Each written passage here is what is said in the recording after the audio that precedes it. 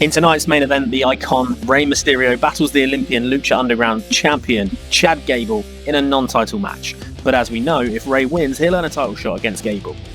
Plus, Dario Cueto's ritual finally takes place as they look to revive Catrina and gain ultimate power when they return to the temple. We also have the amazing Dragunov in action and a trios title #1 contenders match. This is episode 28 of the revival of Lucha Underground, the Icon, the Olympian, and the Ritual. And we began with Dario Cueto's group of monsters stood around the desk containing the 3 items needed to revive Catrina and a large cauldron full of some kind of steaming neon liquid. Dario approached the cauldron. He began to pour a strange liquid from the jar that had captured the last breath of JBL. Next, he pulled the box containing the heart of former Lucha Underground champion Prince Puma and opened the side to drop that in there, before finally looking to Matanza, who picked up the Gauntlet of the Gods. A surge of power came over him. He seemed to gain strength from it and absolutely love it, and then using the hand with the gauntlet on, he reached into the cauldron. A huge flash of bright red light sent everyone sprawling backwards. And then a red woman appeared as if she'd come out of the flames of the cauldron itself. Everyone was temporarily blinded as she stood before them, but as she walked out of the scene to the left, Mil Muertes was angry and he stepped up to Matanza, but the big masked killer delivered a vicious blow to the face with the gloved hand, sending Mil down and shocking Dario Cueto. Phoenix Dark seemed to like what he saw, and Dario soon realised that to survive in the moment he needed to take Matanza and Phoenix's side. He told Matanza to take the Gauntlet of the Gods off before it corrupted him. But he liked the power too much, and this worried Dario, but who was the woman they revived? Mil Muertes did not seem to think it was Catrina.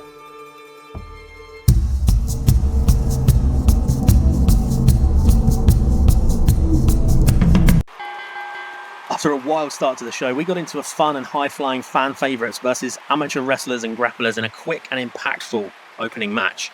Ivy Nile and the Creed brothers were great out there and dominated La Parca until he could tag in Aerostar. The veteran changed the momentum for his team, and eventually Elio LaFleur hit a lion salt on Julius Creed, and the big powerful fighter tried to wriggle free under the cover, but he couldn't kick out.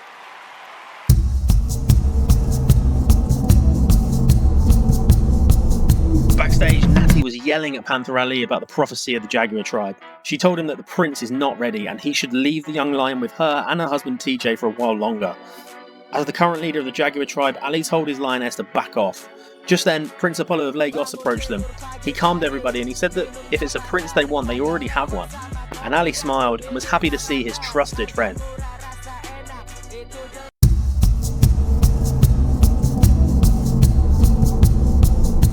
Elsewhere in the back, Samoa Joe and Dragon Lee approached El Jefe the Undertaker and told him they want matches with Dario Cueto's monsters again next week. Joe wants to stop Matanza before the Gauntlet of the Gods makes him too dangerous, and Lee wants to avenge Phoenix Dark pushing him off a balcony a number of months ago.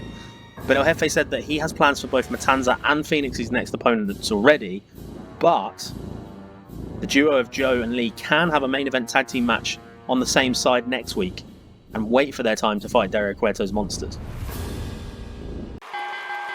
Dragunov's rampage through the temple continued here with a brilliant performance against Tony D'Angelo. These two are in their early 30s, so could be the future of Lucha Underground. Similarly, Angel Garza, who was sporting a new look, is young enough to dominate the company for a long time. The cartel did their best to intervene on Tony's behalf, but they couldn't stop Dragunov, who can take a heck of a beating, and he hit his brutal H-bomb finisher. Tony was beaten. More chaos backstage as Los Americanos confronted El Grande in the back, and they asked him why they should believe that his behaviour lately has been a result of Dr. Wagner's control over him. He said he can't prove it, but they've experienced the control too, so he asked them what they want from him, before storming off, and leaving Rayo and Bravo confused and angered.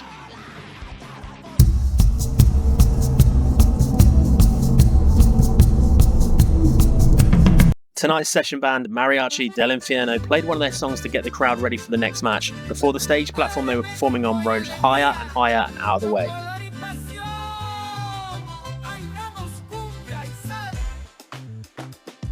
With OTM in the ring, awaiting the arrival of their mystery partner, the crowd was shocked to hear Richard Holiday's music hit. He's been spending time with El Jefe the Undertaker lately, learning, but also being a big help to the dead man in charge. The announce team thought that he was there to replace the Pope and team with OTM, but instead, we got an even bigger shock. As All Ego, Ethan Page, strolled out beside Holiday, grinned at him and headed to the ring to introduce himself to his new friends.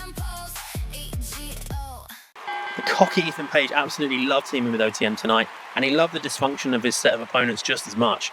Every time he tagged either Bronco Nemo or Lucien Price in, he grinned from ear to ear, fully aware of the damage they were capable of, and he laughed at how much that damage caused arguments and fights with his opponents. In the end, Santana and Dom Mysterio argued so much on the outside that they were flattened by a sandwich splash by OTM, leaving Lola Vice alone in the ring to receive Ego's edge, and Ethan Page won it for his team. Ethan Page was delighted, but Chelsea Green's arrival shocked him. His former partner couldn't believe that he teamed with OTM and seemed to not know anything about it. Ethan and OTM will now challenge the cartel for the Lucha Underground Trios titles. Elsewhere beside the ring, Dom Mysterio and Mike Santana were brawling after an argument, and after arguing over and over again during the match, referees and officials had to separate them.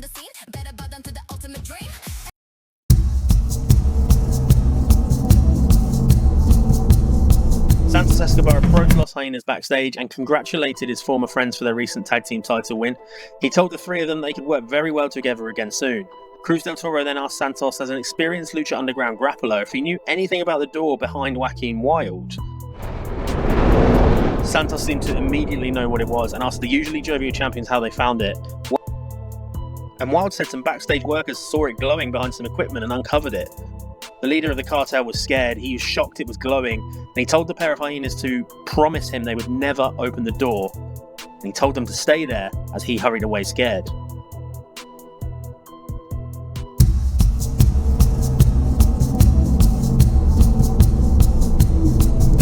After watching his protege Dragunov pick up another big win against the champion earlier, Rey Mysterio is out to do the same against the Lucha Underground champion, knowing that a win in this non-title match would earn him a shot at the gold. It was a brilliant match, packed with action as both men flew into each other and threw each other around the ring and ringside area.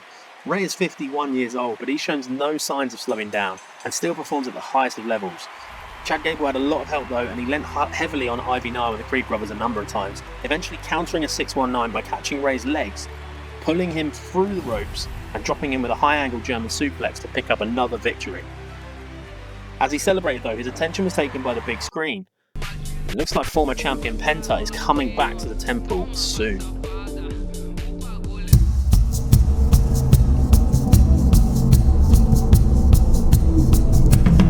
A panicked Santos Escobar was pleading with El Jefe and Richard Holiday as he showed him the door to the underworld that he found out was uncovered earlier. He said they have to guard it while they work out how to seal it or destroy it. Richard Holiday tried to take a closer look, but Escobar stopped him and told him that nobody should go through that door. El Jefe said that if Escobar wants to guard it so bad, he and the cartel should do it. Tony D'Angelo and Angel Garza arrived, and Santos said that they will guard it. However, in 2 weeks they defend their trios titles against OTM and Ethan Page, so they will need cover, and they'll need El Jefe to commit to finding a way to sealing it. So let me know in the comments, why is Santos Escobar so concerned by that door? And join me next time where we're going to see Dominic Mysterio battle his former teammate Mike Santana one-on-one. Dragon Lee and Samoa Joe will compete in a tag team match in the main event, and we'll hear from Panther Ali and the Jaguar tribe again with more information on the Prophecy and the Prince. Plus, Dario Cueto, who brought some kind of red witch to the temple earlier, will explain a bit more about his plans. Thanks for watching. Now make sure to like, comment and subscribe for free so you don't miss an episode. It would be great to hear from you.